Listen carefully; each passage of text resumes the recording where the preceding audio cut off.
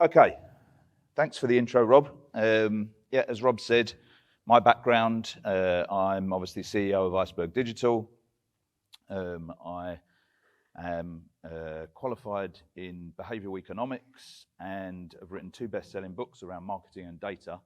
And so I'm hoping that I can give you some sort of insight around those specific areas today that you may not have considered before you came to this conference. This is weird. It's like being Darth Vader.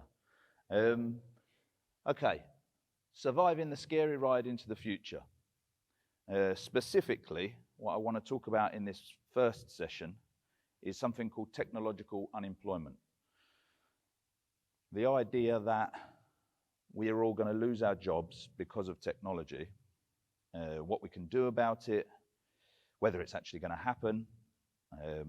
Already, as I say, I had a quick look on the Slido, and someone had asked already, like where we see artificial intelligence impacting our industry. So I'm going to dig into this technological unemployment idea a little bit further to start with. You'd have to have been living under a rock in order to not have used or at least heard about some of the artificial intelligence that has made it into the mainstream recently with ChatGPT and DALL-E to make images and all of that sort of stuff. And it just seems to be getting a little bit realer for people now. But actually, technological unemployment isn't a new thing. It just hasn't really impacted our industry that much over the years. Not in a way that would put us out of work anyway. It actually probably has impacted our industry, but only in ways where we think to ourselves, oh, that's really good, that's made my life easier. But things like taking photographs, of course, that causes technological unemployment. We don't really see it because we're not in the business of having to develop photos, but an entire industry has already been displaced just simply by us people not having to develop film anymore. If you worked in that industry, when digital cameras came along, you were basically screwed. In fact, the first company to develop digital cameras were Kodak. They had an engineer that developed a digital camera way back in the 70s, and Kodak just brushed it under the carpet because they were like, this is going to cause us a big fucking problem. And what happened was other companies came along and Kodak just disappeared off the scene. So things like maps. I mean, my children, they can't even get their head around how you would read a map, let alone the idea that that was the only way of knowing how to get from A to B. Not that long ago, really. There's probably some people in this audience. In fact, I know there are people in this audience that have never really had to use maps. But it was a thing. Even when the first sat-navs came along, you know, you had to be quite, you had to be reasonably well off in order to buy one of these special tom-toms that sat in the car and told you where to go. And then they started to get traffic and so on. And now, obviously, everybody just has it on their phone. But it was a thing, and it was an industry. And there was people that are put out of work purely because of that technology. Newspapers, obviously, is a little bit closer to home. For those people in this audience that have been estate agents for a long period of time, you'll know that there was a point whereby people felt the same way about newspapers as they do about Rightmove.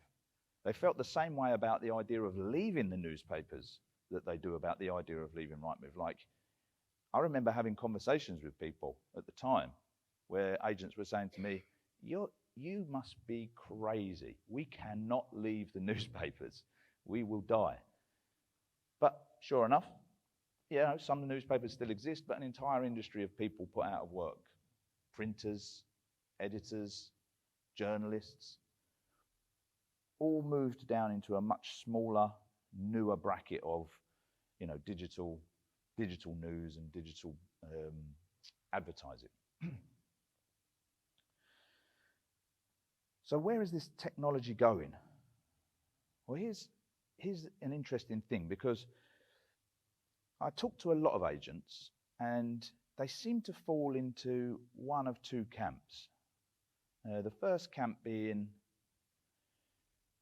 yeah, technology is okay to a degree, but you're not really going to be able to replace some of the human side of things.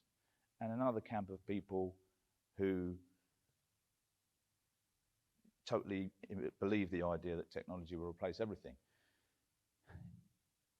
1996 was the last time that a world chess champion beat a computer. Since then, no human has been able to beat a computer at chess. Not at that level anyway.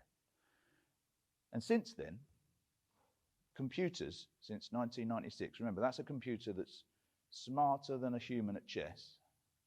Since then, computers have become 262,144 times smarter than they were at the point where we could no longer beat it at chess. I think it was about 2004 that a computer first beat one of the world champions at backgammon, beat them 3 out of 5 times. And in about 2016, there's a game called Go. It's very complicated. It's got about 1 billion different combinations. It's a Japanese game.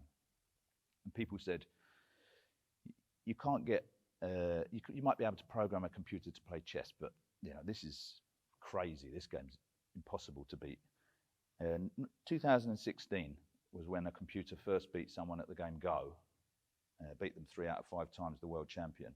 And the company that made that computer, same company as this one, Deep Blue, immediately rebuilt that machine from the ground up using artificial intelligence, and that machine then beat the other machine 1,000 times on the trot. So the technology that's coming along now is so smart that you can't start to use some of your logic because it's already outsmart, it's already beyond that.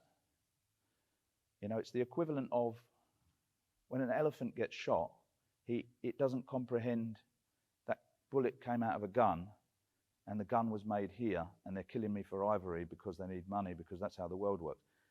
There's a system going on that the elephant doesn't understand. And we're getting to that stage with computers. Even now, my son, who's 14, he wants to be a concept artist when he leaves school, create art for movies and games and things like that. It's already a dying job. It's already a job that's not going to exist in a few years' time. But there are some people that, as I say, feel like, yeah, but you'll always need a certain thing. So as an example, artists, the example I just gave me of my son, surely you'll always need artists, right? Some artists are world famous. What's going to happen with them? Well, I used artificial intelligence and I asked the system to paint me Chewbacca in the style of Banksy. And within about, I would say, 90 seconds, it made me this. I would say if that just appeared in a street somewhere in London, people would be pretty sure that that was a Banksy. Copywriters. Got some great copywriters in the room today. Surely that's a job we're always going to need. Well, I asked the computer to write me, why should someone use my estate agency? And within 30 seconds, it wrote me all of this. You don't need to read it, but you get the idea. Surveyors. Well, they're going to need people to go around and value houses, right? 60% of all mortgage valuations done this year are going to be done via AVMs or desktop valuations.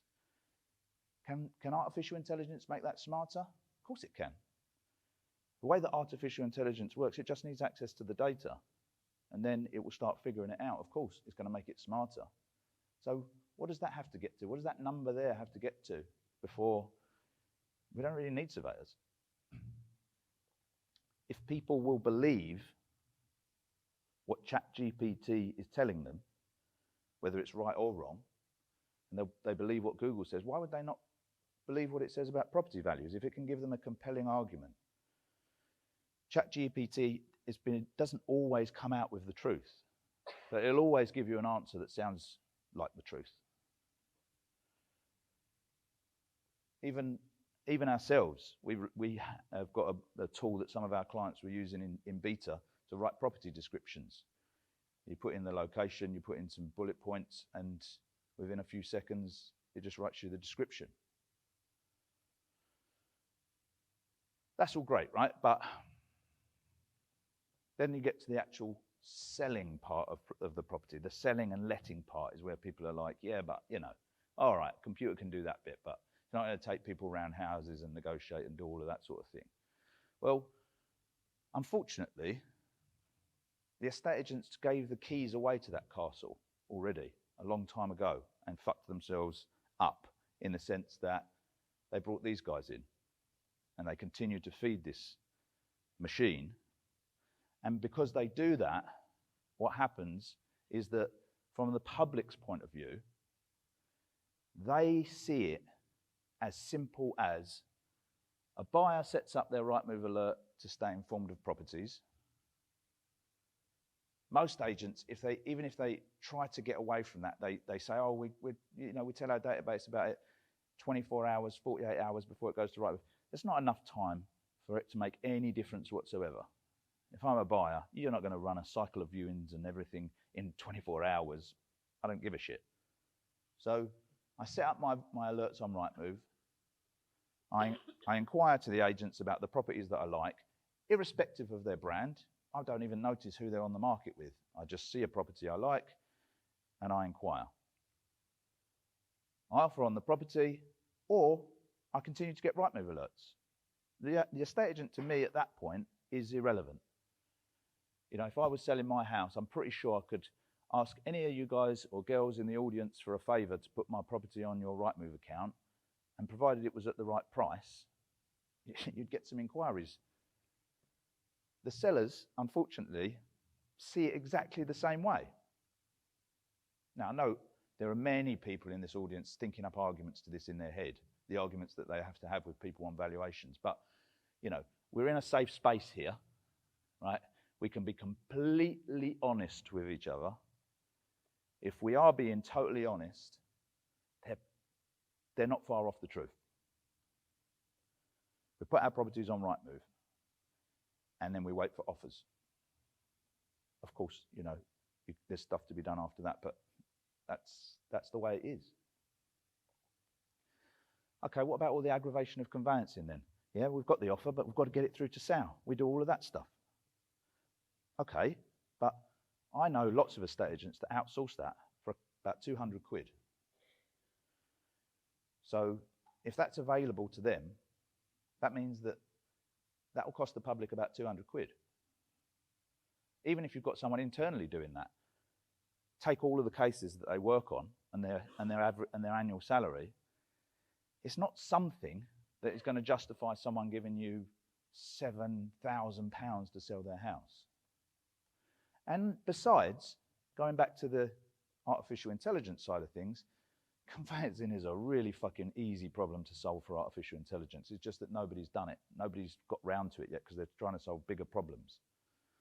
It's a list of things that need to be done. It's really not that complicated. If you gave even my team, if you gave them access to conveyancing data, you know, lots of conveyancing data, I could build you that in 12 months. It's not a big problem.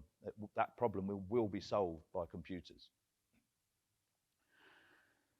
So the good news is basically, you've come all this way, found a place to park, got yourself comfortable, and we're all fucked.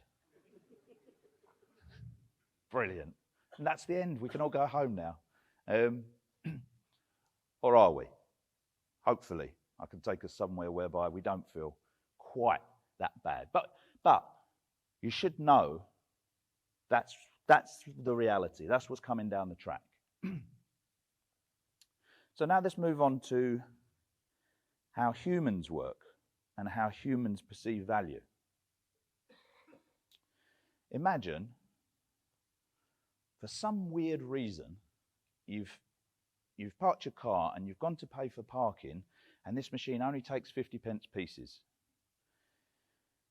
And all you've got on you is £5 note.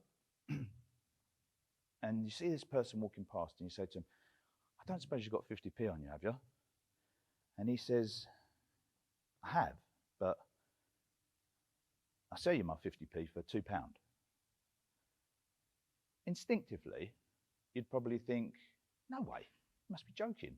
I'm giving you £2 for 50p. But then imagine if he said to you, I haven't got 50p on me, but I'll tell you what I'll do. Give me your £5. I will run to the closest shop or bank or whatever it is. It's about a 7-minute run. I reckon I can get there in 7 minutes. I'll run there for you. I will change it up into 50p's. I will run all the way back for you. And if I do that, will you give me £2? You'd probably think, all right, I'll do that. But that's a really bad deal for you because you've got to wait 15 minutes and you get sweaty money. You could have just given him the £2, but our brains don't work like that. We don't equate the value of what that person's done if there isn't some element of effort. It's just an intrinsic way that the brain allocates, like, well, what are you going to do for the money? It's actually called the IKEA effect. It's on the basis that, imagine you buy a bookcase from IKEA and you never get around to setting it up. It just sits in the corner in that brown box. And then one day someone says, I'll have that bookcase if you don't want it. And it's been there for ages. You go like, yeah, you can just have it if you want. You don't have to give me no money. Or imagine you built that bookcase and you went through that horrific pain of putting the thing together, putting it together and finding out that there was a 50% chance that the sides were going to be up the right way and they're on the wrong fucking way. And I take it all apart again and I put it back together and I spend all that time and effort. And now the bookcase sits in the corner and it's got my books on it. But I remember what I went through to build it. If someone said, how much do you want for your bookcase? The value of it has just gone through the roof. You're not going to say, you can just have it for free. You're going to say, oh, well, 20 quid, 25 quid, 50 quid, whatever it is, but I want some money for it. So our brains work on the basis that I need to see that there's some effort going on here, otherwise I'm not giving you no money. Rightly, wrongly, whether it's logical or not, it's just the way that the system works. So, if we know that, then all of a sudden we can say, well, none of this has got any value. That's not a Banksy. That's the true fact of the matter, is that was done in 1 minute on a computer. It's not worth millions of pounds, even though it looks like it. This isn't good copywriting. Computers will easily be able to tell when stuff has been written by artificial intelligence. It's not a solution for you. You will stand out eventually the same way that somebody who buys followers on Instagram will stand out. Everyone will know this isn't authentic. This is just bollocks. And neither does this have any value.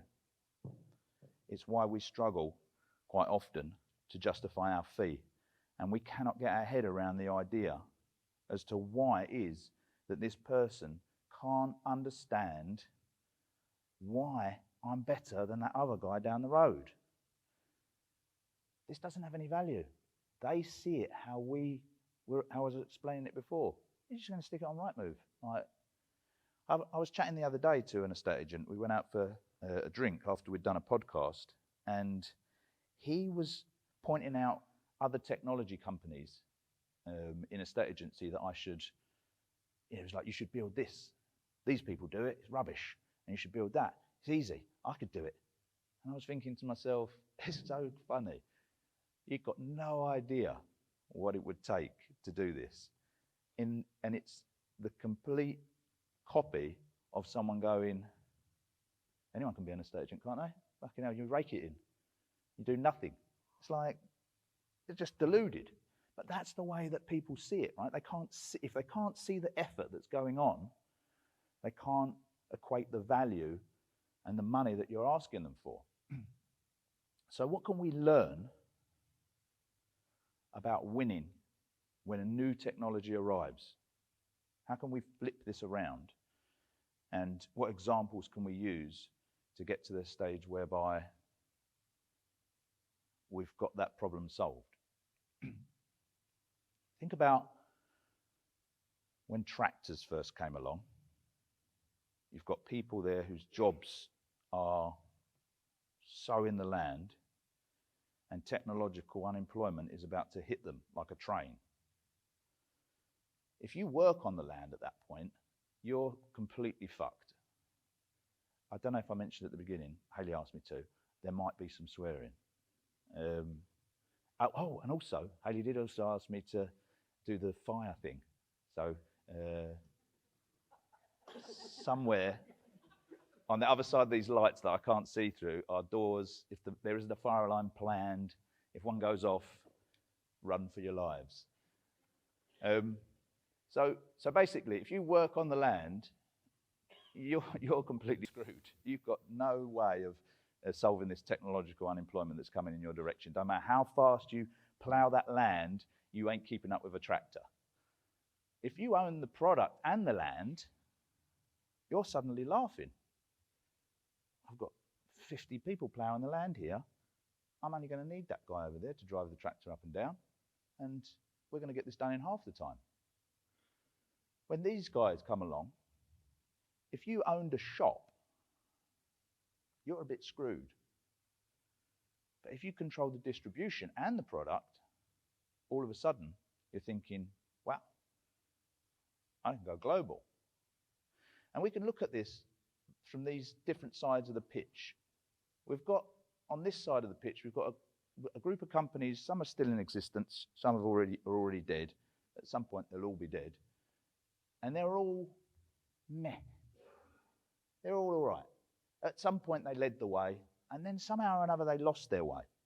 And I'm not going to dig into that whole story, that whole blockbuster story that everybody talks about. You've heard it a million times, but you get the idea. And for some reason, everyone on this side have built companies bigger than any other companies that have ever existed in a shorter amount of time. You've even got a few, like McDonald's, Coca-Cola, who've made that transition from this team to this team. How have they done that? How have they become so incredibly vital? And this lot were vital at one point and then became pretty useless. And to explain it, I want to show you this triangle. This is the triangle that will solve your technological unemployment issue. It will solve your fees issue. It will solve many issues in a business. It's called the vital triangle. How do we stay vital? For the majority of products and businesses, there are three important elements. The actual product that's being sold, the brand, and the distribution. And the distribution can be made better because of data in today's world. That's why if we go back a slide, that's why a lot of these companies displaced these companies. You know, Blockbuster at one point owned distribution, had stores all over the place. But then all of a sudden, these guys had no stores but bigger distribution because they did it through digital, and digital removes the problem of time and space. It doesn't take any time to get from wherever in the world it's being sent to you, and I don't need the retail space. So all of a sudden my distribution goes up through the roof. So there's the distribution element of the triangle, there's the brand element of the triangle, there's the product element of the triangle. To give an example of this, I'm just going to make up a training program for estate agents. Okay, so someone in this audience thinks to themselves, you know what I think would be quite a good business would be a training program for estate agents. And they go to all the trouble of making it. They put a lot of effort into making the product down here. Here we go, right? So they make their training program. Put all their videos in there. But then they think, I don't know how I'm going to get loads and loads of estate agents to sign up to my training program. No one really knows me. I haven't really got any way of distributing it. So they end up having a conversation with someone like Rightmove. And they say, I've built this training program. I think all your agents would find it really useful. And Rightmove go, okay, yeah, why not? We'll make a training section in our website and we'll put your program in there and we'll advertise to all of our agents. And this person's thinking like, well, result. But what's actually happening is the brand's going to be Rightmove. Rightmove have got the training program, and Rightmove have got the distribution. And they now own 2 corners of the vital triangle, which is the winning move. Right? If this is a game of chess, the winning move in the vital triangle is to own at least 2 corners of it. Because if you own 1 corner of it, you can easily be replaced. It doesn't matter which corner it is. If you only own 1, you're in a pretty precarious position. Here's another good example, which everyone with children will be familiar with. Prime, drink. Just the word sends shivers down my spine, right? So Prime, they've got the brand, they've got the product, and they're distributing originally through Asda, but they own 2 corners of the triangle. For those of you that, I can't believe anyone here doesn't. Does anyone in here not know what the drink Prime is? No, everyone knows, right? Everyone's been through the same pain of like £12 for a drink, right? So they've got this. Asda have got 1 corner of the triangle. So Asda are in a pretty dodgy situation because at any point, as has been proven, Prime can go, oh, we'll also distribute it somewhere else. And Asda can't just go, well, we'll make our own Prime. You go for that, right? So now we understand this, how this vital triangle works. Let's look at how a estate agency works in the vital triangle. Someone decides they're going to use your brand to sell their house. So they call you up and you go around on a market appraisal. As soon as you get on that market appraisal, traditionally at the moment, I know not everybody in here works this way, but traditionally you start talking about Rightmove and maybe Facebook and maybe even YouTube. And slowly, your brand starts to become pretty irrelevant in this conversation. And then you get around to talking about where you're going to distribute this property. And again, you're talking about Facebook and social media, Rightmove and social media, YouTube. So your distribution is like pretty irrelevant in this conversation. And the final corner, the product. The product ain't yours. It's someone else's. I saw a conversation the other week in a estate agency Facebook group with someone saying, agents should work together because when I've got a property that I can't sell, I'd be happy for someone else to sell it and give me some of the fee. And I was saying to him, it's not your house. It's nothing to do with you. They've given it to you to try and sell and you can't sell it. Why would agent 2 give you half the money? You can't fucking sell it. It's not your house, right? So the product isn't yours. No one cares about the brand and no one needs you for distribution. You're not even in the fucking triangle. It's not that you've only got a corner of it. You're not even in it. Nowhere in that triangle do I need a specific estate agent for the purpose of, I like their brand because their brand gets it sold, I like their distribution because that gets it sold, or their product. Nowhere. You're just the door for them to be able to get to those places. It's a very precarious position to be in. Now let's think about how computers work and how they evolve. There's something called Moore's Law, whereby in the 60s, they predicted that computing power would double every 2 years without the costs increasing. It actually turned out to be about every 18 months. And that has held true right up until today. Started to slow down a little bit today, but there are other factors that are going to speed it up again. So on that basis, that's how you can come to the conclusion that, computers are nearly 300,000 times smarter than when the last time someone beat them at chess. On that basis, which part of this do you think an estate agent is likely to be needed for in 5 years' time? In 5 years' time, computers will be 600,000 times smarter than today. So if any of you have used any of those AI tools, times that ability by 600,000 times. Think about that vital circle. Think about how it works at the moment. Think about distribution. I'm not talking about someone else's distribution. I'm talking about Rightmove. You can't use Rightmove. Do I need your brand? Do I need your distribution? And you haven't got a product, so I don't need that. And then times it by 600,000 times. You're not even on the horizon. That's 5 years, isn't it? We're not talking another lifetime. So using this guy to write copy for you isn't going to make the slightest bit of difference. Yeah, maybe it will save you some time, but it's not going to make you vital. Those copywriters that are in the room, they do a specific job. It's not one that a computer replicates at this point in time. You need to be able to tell people about your company, your business. You need to be a key person of influence in your industry. And if a computer can already identify whether something was written by a computer and is of no value, this guy, he's not going to help you. The time's up on this for estate agents. I've been talking about this since 2016. I'm sick of talking about it, to be honest. Like, please give me another subject to talk about. It's fucking driving me mad. But it's up.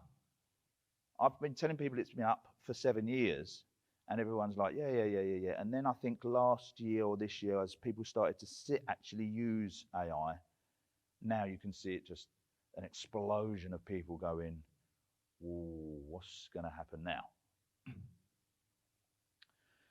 So we can talk about the solutions for this. Today we'll talk about the solutions, and we'll show some of those solutions. But to do it, unfortunately, you have to face up to some very hard truths. Any clients that I've ever helped with this, any clients who have ever been seen be successful in implementing the ways of combating this, have had to face up to some very hard truths. So I'm going to go through some of them, and I'm hoping not to cause too much offense. It's all meant with love, right? We get back to everybody on the phone. We don't want a computer to do it. Right? We talk to everybody. Fortunately, it's bullshit. You don't. You don't talk to everybody. Why do you believe that you do? Just look at the numbers. It's just not physically possible to talk to everybody. And people don't want to get called every week by an estate agent. Again, I was chatting to an agent the other day who was saying to me, no, seriously, we used to speak to all of our buyers every month. I was like, but how many buyers did you have? He was like, I don't know, 300 maybe at any one time. I didn't get into it with him, but like, it's just not possible. When you take into account the fact that people aren't answering the phone, and then you're going to have a build-up of people that you haven't got through to, that you need to get through to. It's just not possible. So let's not pretend that we speak to everybody. I've been on estate agents' databases for the last 10 years, and I think I've had about 3 phone calls. And they were just beyond ridiculous. But we don't speak to everybody on the phone. What you want to do is you want to talk to the right people. So don't mistake this for me saying, don't talk to people on the phone. I'm saying, don't spend a week leaving voicemails for people that don't want to talk to you. Like, that ain't going to do nothing. The registration of applicants. This can be done. This can be done for you. We can use computers to do this. But many agents feel like, but we do that. We speak to everybody. My team find out all the opportunities. They find out. They get mortgage referrals. They find out if they've got houses to sell. Bullshit. They don't.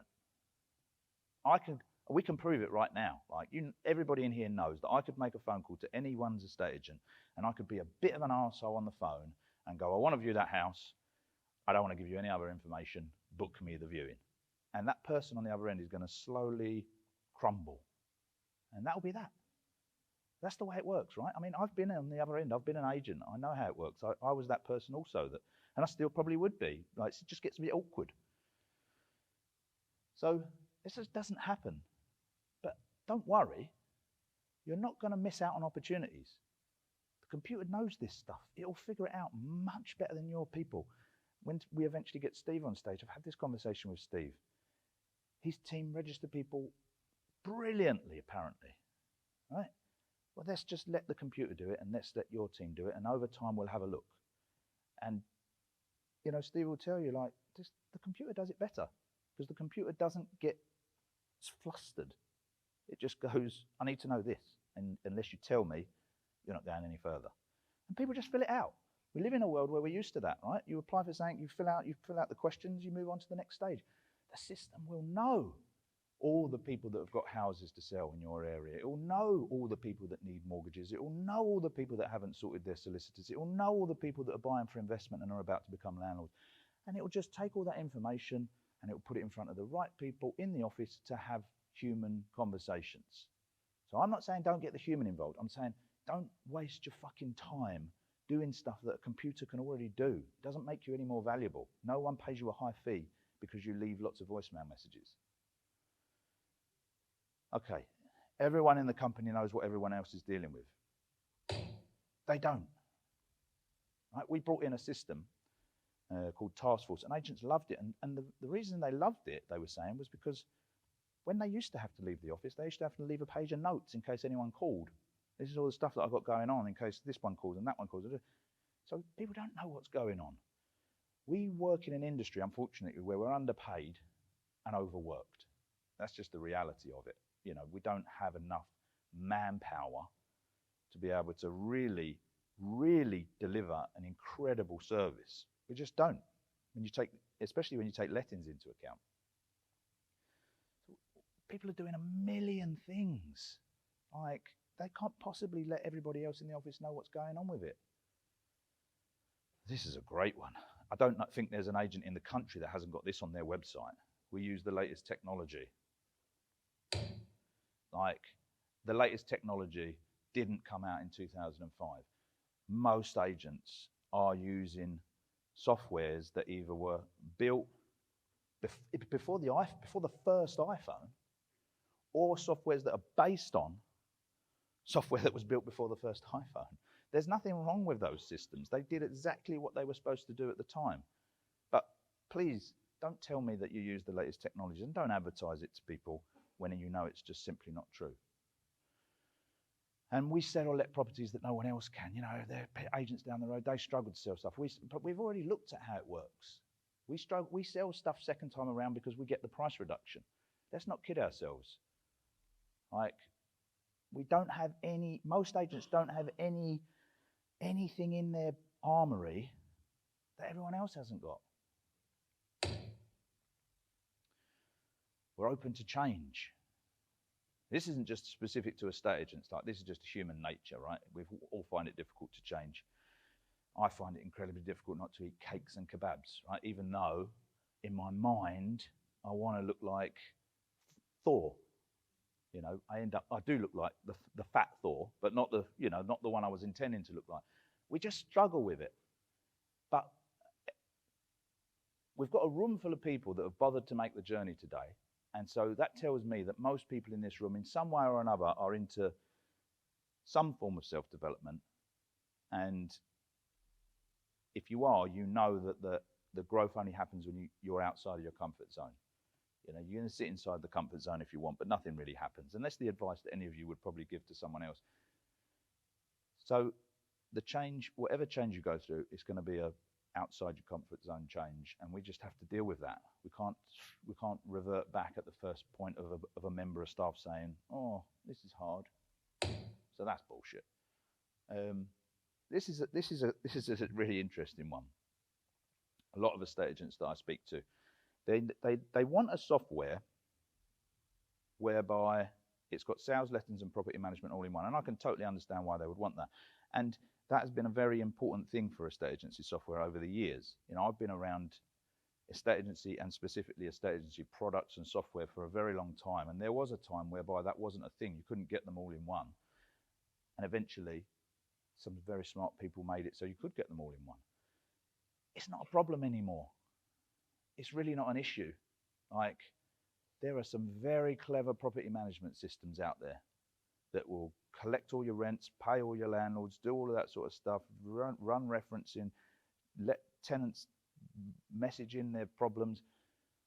We already know that property management is a group of people that sit in another room somewhere on another part of the office, and we shut the door and we don't want anything to do with them.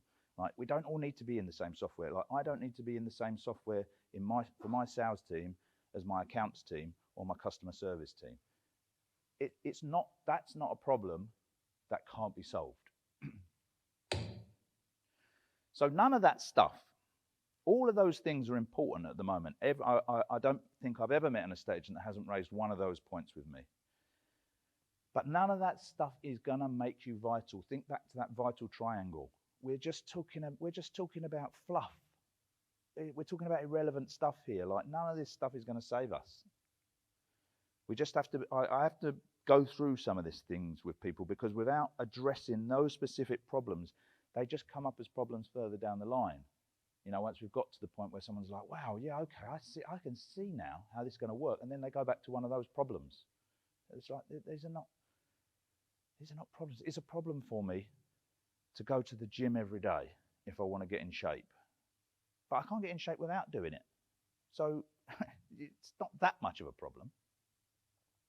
We have to be careful as an industry that we don't just, you know what, let's just carry on. Let's just keep going with it. The last couple of years, all right, it's died off a bit now, but the last couple of years have been phenomenal for estate agents. Not like any years that any of us have ever seen. That's like a proper mic drop moment. I wish that had happened at a point where I just delivered something. And because those last few years have been so prosperous, where we haven't had to do a great deal, you could fall into the trap of just, you know, we're not looking for solutions, Mark. We're just carrying on. Everything's all right, it's died off a bit, but it's no worse than it was in, you know, I don't know if Chris Watkins here yet. He might not be here yet, but, you know, he'll tell you stats are no worse than they were, you know, pre-pandemic. We're all good. This shit's coming down the road. If you wait for this to hit, it's too late. You will be too late. So we have to be careful that we don't just, yeah, it's all very nice, very interesting, we'll listen to you one day. It's a bit like the people that were ploughing the fields going, you know what we really need here, we need a better handle on this tool. I'll be able to get through twice as much of this hay if I just had a better tool. No, we need a fucking tractor. We don't need a better handle on the tool. Blockbuster going, you know what will save us? Popcorn. We should be selling popcorn in Blockbuster. That will do it. No, we don't need popcorn. We need an online streaming service, and estate agency is the same. We don't want the same thing. It's not going to work. Somehow, I don't know how it's happened actually, our industry has sort of swerved technological innovation. Yeah, of course, like, you know, we've all got computers on our desks, and once upon a time we didn't. The computers don't really do much different to what we did without the computers. Somehow it's swerved innovation, estate agency. So I haven't been an estate agent since the early to mid 1990s. Some of you weren't even born then, right? I could go back into a estate agency today and it works exactly the same. And don't get me wrong, I haven't got any more sticker a printed photograph onto a piece of paper and photocopy it 20 times and put those details in the drawer. But essentially, the rest of it is pretty much exactly the same. I don't know how that's happened. You look at any other industry, what other industry would go, need some business, you know what we'll do? Get some letters and leaflets out there. No other industry would do that. I'm not, and again, like, we'll cover this later. I'm not saying it's wrong. Yeah, it works. But no other industries do this. Okay, so we get it, right? We've got a problem. We get the point. Stop going on about it. What now? So what makes somebody vital? Well, what is the most important, vital thing for any estate agency business or lettings business. The most important thing. If you start an estate agency, the one thing you need, or you're never going to be able to get anywhere, is sellers and landlords, right? If you ain't got no stock, you can't make no money. And to those sellers and landlords, what is the most vital thing for them? Buyers and tenants. The rest of it they don't care that much about. But they're ideally coming to you to find them a buyer or a tenant. So what if not only could you give your sellers and your landlords access to something that nobody else could, buyers and tenants that nobody else could give them access to, but what if it wasn't complete bollocks? Because I know there are many agents that will go around and go, yeah, we've got buyers, we've got hundreds of buyers, we've got hundreds of tenants, but it's still just, and isn't it really kind of embarrassing that we all talk about, our great service and all of that sort of stuff, but it's been 20 years, 23 years since Rightmove came along, and we still can't even do a proper match in most of our systems. It's kind of pathetic, really. We're estate agents. We're the ones who are supposed to be able to do it. We're the ones who are supposed to be able to take a person and provide them with properties that they like. Go all the way back into the 90s, right? That's what we had to do. My valuer comes in the office, he gives us a description of the house, we book in the appointment to go and see it, see it for ourselves. We come back, we talk to our buyers about it. We try to book some viewings. We sell the house. The newspapers were never there to sell houses. The newspapers, you'd advertise mainly sold properties just to people get listings. The agent sold the house. You go to somebody's house like knowing, I can sell this. I've got the person who's going to buy this. I know who's going to buy this house. I was talking to them last week. But we can't even match what Rightmove are providing people. I just want to be able to go onto the website, select my areas, and keep me informed. I don't want you to phone me every week. I don't want you to phone. The last time I had a call from an estate agent was a chap from, I won't say where he's from, but I got a call and he said, "Oh, is that Mr. Burgess?" "Yeah. I'm just calling. Are you still looking for this type of house for this much money?" I said, "Yeah. What have you got?" He said, "Nothing. I just wanted to see if you were still looking." Like, thank you. Block, right? I don't want that call. I know why you have to do it, because your software can't do it. Because you want to clean out the database, because I've got too many people here. Do you think Rightmove phone people and go, "Seeing you've had this alert set up now for like 3 years, we're about to delete you off the system. Right, do you want to stay?" They're not going to do that. They're building a huge monster system. You shouldn't have to get involved in this. The software can take care of this for you. Rightmove have been doing it for 20 plus years. It's automated. You don't need to get involved. And from the results that computers love looking for all of that kind of data. Who's looking at what? Who's investigating which properties? Great, show my team that. Now we can start to become vital. Not by phoning people asking if they're still looking, because otherwise we're going to archive them. We currently have no distribution whatsoever if we don't have a system like that. None. Not even in the triangle. Don't care about the brand, not got any distribution, not your product. So it's not just about agents starting to go back to their databases. First of all, you need a system whereby you can actually do that in a proper way, not just, I've said they're looking for a 3-bed house, match everything. That's just going to be annoying. It's got to be good as, or better than what the type of matching that they're going to get from something like Rightmove. But not just that. Like,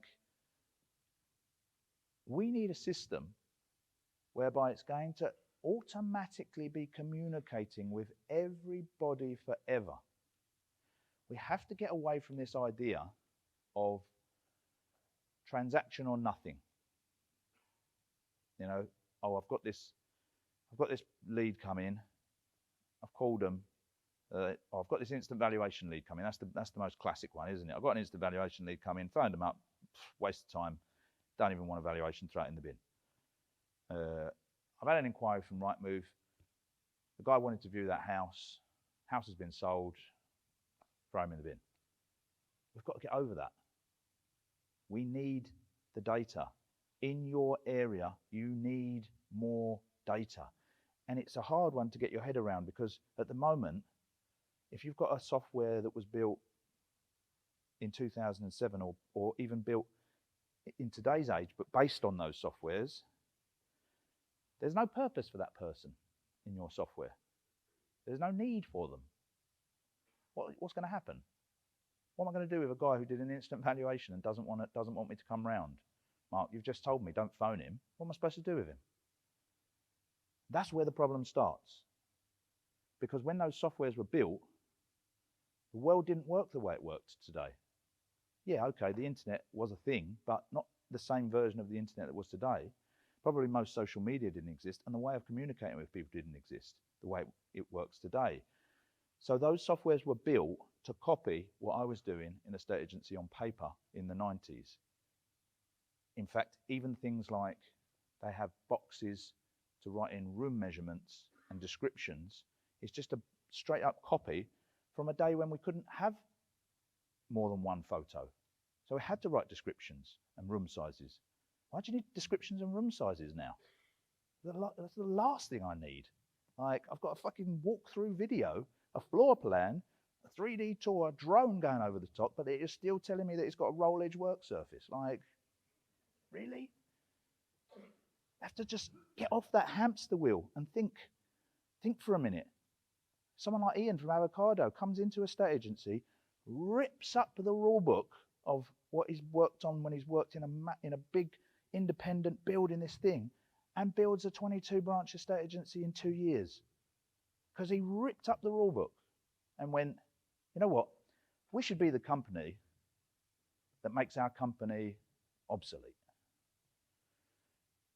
Software can already do some of this stuff that you're wasting your time and resources on. It's not going to save you. It doesn't make you valuable. Nobody cares that you're doing your best to stay in contact with all the buyers and failing. Nobody cares.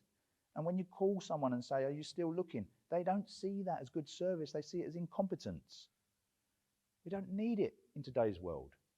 The system stays in contact with every single person that ever gets in contact with you. These systems are smart. They know who's a first-time buyer. They give them first-time buyer information. They know who's a downsizer. They give them downsizer content. They know who's got houses to sell in your area, and they tell them about houses that you've sold near them. You don't have to even touch it. It all happens while you sleep. And then the computer takes all that information and goes, oh, this is interesting. That guy who's looking for a new property but has got a house to sell that's not yet on the market in that estate that's in our area has just been reading what to do to get your house ready for sale, and it pops it in front of one of your staff for them to do the bit that they're really good at.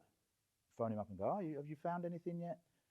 I've seen we've been sent you through a few things, nothing there of interest. I can see you've also told us you've got a place to sell. Like, what's happening with that? God, why would you not want your staff to make that call first, rather than, I'm going to call 100 people today, let's see if I can find him. The computers do it. Computers do it. So today, why today's Estate Agency X is a bit of a different one. All the Estate Agency X's that we've done in the past, I've brought in speakers from outside the industry just to give some insight really as to where things are going. Because as I say, our industry seems to have somehow swerved it. So bringing in people from other industries, it seemed like a great idea because they were credible people and they could talk about, look, this is how it works, this is what's happening, this is. But whenever I've spoken before, for years now, like I say, I've been talking about this for years, people have always said to me, like, it all sounds amazing, Mark, but I'm just not sure. Today, we can prove it. Today, I wanted to focus on not just giving people the knowledge of what's coming down the track for them, but I wanted to give them I wanted to clear up the uncertainty for them. Because otherwise people go like, yeah, I can see it could work. No, not it could work. You'll hear from people today that will show you it does fucking work. And it works on a mass scale, like an unbelievable scale. So today, we'll be able to talk to people that are using software that's so smart it generates them stuff while they sleep. And we'll turn that into that. Right? This is possible. We can get away from Rightmove. People will register with you. I know what you're thinking. Who's going to do that? Who's going to register with me? They will. They will register with you. You will be able to get away from Rightmove. I'm not saying you'll be able to cancel your Rightmove subscription. We're not there yet.